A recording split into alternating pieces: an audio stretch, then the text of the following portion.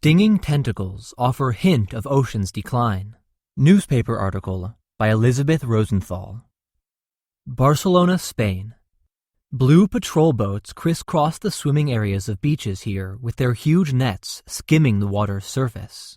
The yellow flags that urge caution and the red flags that prohibit swimming because of risky currents are sometimes topped now with blue ones warning of a new danger. Swarms of jellyfish. In a period of hours during a day a couple of weeks ago, 300 people on Barcelona's bustling beaches were treated for stings, and 11 were taken to hospitals. From Spain to New York, to Australia, Japan, and Hawaii, jellyfish are becoming more numerous and more widespread, and they are showing up in places where they have rarely been seen before, scientists say. The faceless marauders are stinging children, blithely bathing on summer vacations, forcing beaches to close and clogging fishing nets. But while jellyfish invasions are a nuisance to tourists and a hardship to fishermen, for scientists, they are a source of more profound alarm, a signal of the declining health of the world's oceans. These jellyfish near shore are a message the sea is sending us, saying, "Look how badly you are treating me," said Dr. Josep Maria Galí, a leading jellyfish expert, who has studied them at the Institute of Marine Sciences of the Spanish National Research Council in Barcelona for more than 20 years.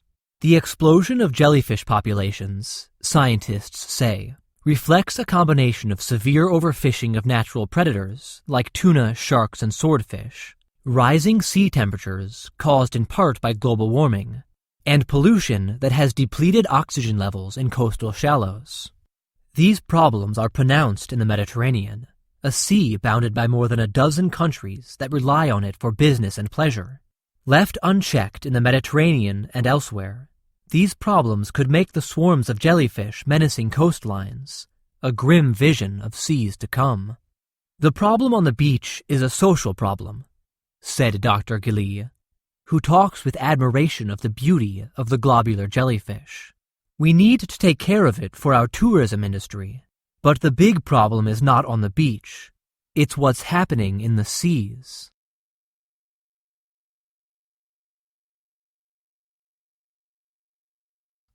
Jellyfish, relatives of the sea anemone and coral that for the most part are relatively harmless, in fact are the cockroaches of the open waters, the ultimate maritime survivors who thrive in damaged environments. And that is what they are doing.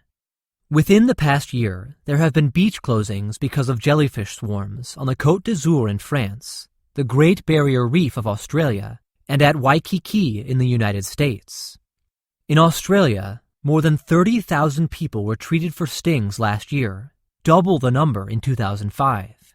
The rare but deadly irukandji jellyfish is expanding its range in Australia's warming waters, marine scientists say. While no good global database exists on jellyfish populations, the increasing reports from around the world have convinced scientists that the trend is real, serious, and climate-related, although they caution that jellyfish populations in any one place undergo year-to-year variation. Human-caused stresses, including global warming and overfishing, are encouraging jellyfish surpluses in many tourist destinations and productive fisheries.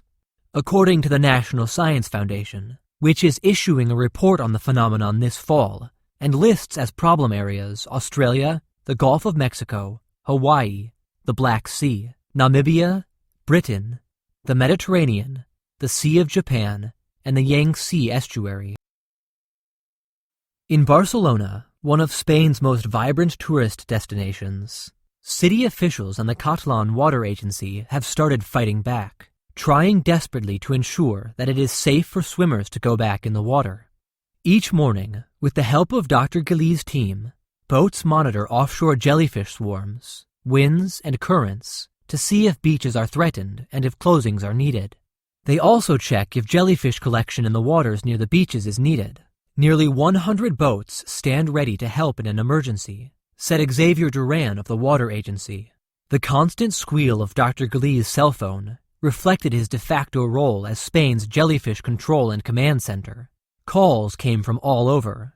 Officials in Santander and the Basque Country were concerned about frequent sightings this year on the Atlantic coast of the Portuguese man-of-war, a sometimes lethal warm-water species, not previously seen regularly in those regions.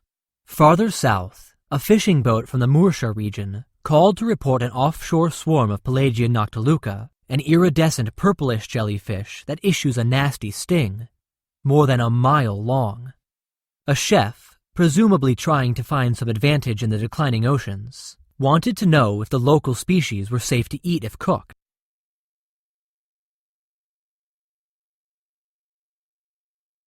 Much is unknown about the jellyfish, and Dr. Gali was unsure.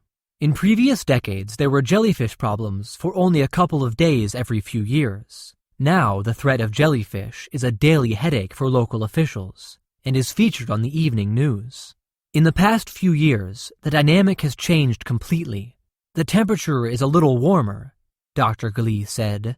Though the stuff of horror B-movies, jellyfish are hardly aggressors. They float haplessly with the currents. They discharge their venom automatically when they bump into something warm. A human body, for example. From poison-containing stingers on mantles, arms, or long thread-like tendrils, which can grow to be yards long. Some, like the Portuguese man-of-war or the giant box jellyfish, can be deadly on contact.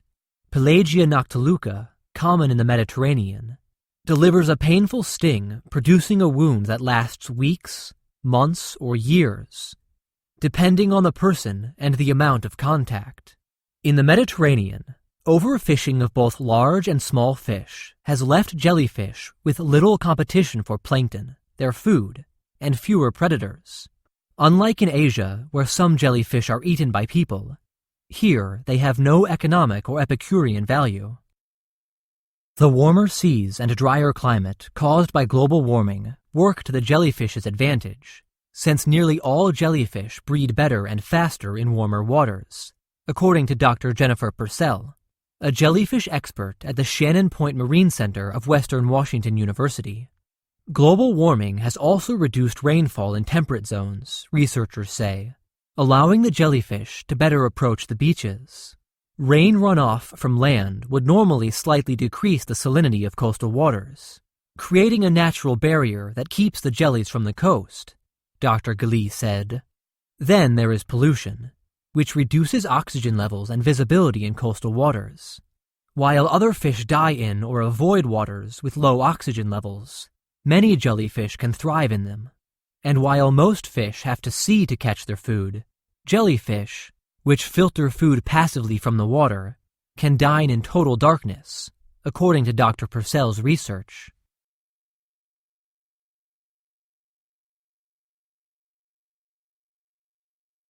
Residents in Barcelona have forged a prickly coexistence with their new neighbors. Last month, Mirella Gomez, 8, ran out of the water crying with her first jellyfish sting, clutching a leg that had suddenly become painful and itchy. Her grandparents rushed her to a nearby Red Cross stand. "I'm a little afraid to go back in the water," she said, displaying a row of angry red welts on her skin. Francisco Antonio Padros, a 77-year-old fisherman, swore mightily as he unloaded his catch one morning last weekend, pulling off dozens of jellyfish clinging to his nets and tossing them onto a dock. Removing a few shrimp, he said his nets were often filled with more jellyfish than fish. By the end of the exercise, his calloused hands were bright red and swollen to twice their normal size. "Right now, I can't tell if I have hands or not. They hurt, they're numb, they itch," he said. Dr. Santiago Nogué, head of the toxicology unit at the largest hospital here, said that although 90% of stings healed in a week or two, many people's still hurt and itched for months. He said he was now seeing 20 patients a year whose symptoms did not respond to any treatment at all, sometimes requiring surgery to remove the affected area. The sea, however, has long been central to life in Barcelona, and that is unlikely to change. Recently, when the beaches were closed, children on a breakwater collected jellyfish in a bucket. The next day, Antonio Lopez, a diver, emerged from the water. "There are more every year. We saw hundreds offshore today," he said. "You just have to learn how to handle the stings."